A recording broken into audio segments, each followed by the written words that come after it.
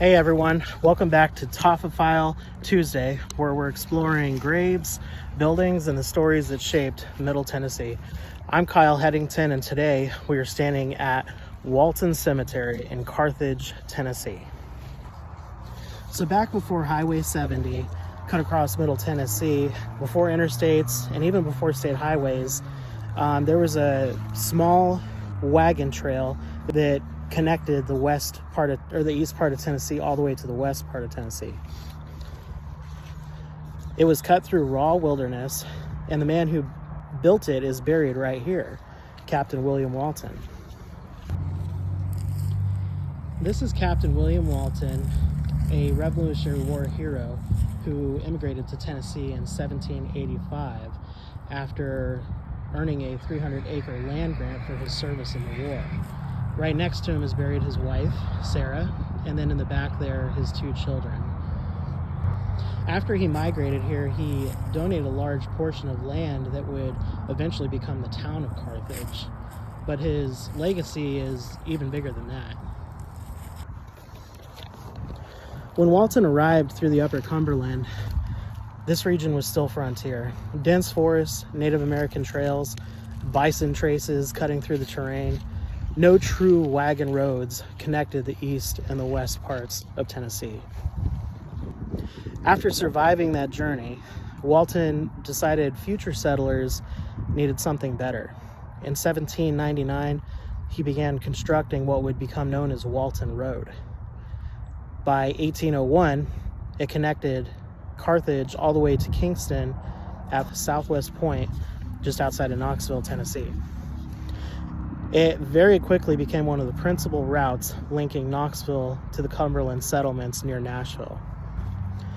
From Carthage through Elmwood, climbing towards Chestnut Mound, passing north of Cookeville, rising into the plateau through Monterey, moving past Crossville and Crab Orchard, then descending towards Rockwood and Kingston. It was 15 feet wide, cleared of stumps, marked every 3 miles, and ends were spaced about a day's journey apart. For early settlers, this was the Highway West.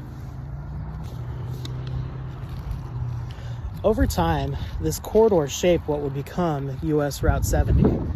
Railroads followed it in the late 1800s, and then in the 20th century, Interstate 40 traced much of this path.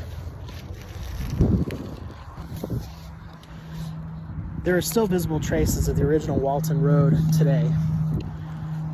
Shallow depressions in woods, faint indentations in the side of hills, and they are quiet reminders of our nation's miraculous journey west. They're reminders of migration, of commerce, and of survival in the 1800s. Imagine what these families had to endure when they decided to make that journey from the east part of Tennessee to the west part of Tennessee. They would pack up their entire livelihood, journey for weeks on end, and eventually settle in this area of Middle Tennessee, just outside of the great city of Nashville.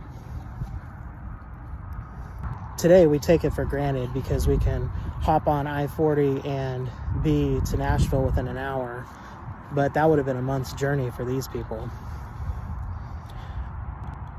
You see, because the roads, they evolved, the infrastructure, it modernizes, but the earth, the space around it, and the history remains. Captain Walton rests right here, just outside of Carthage, where his road ended.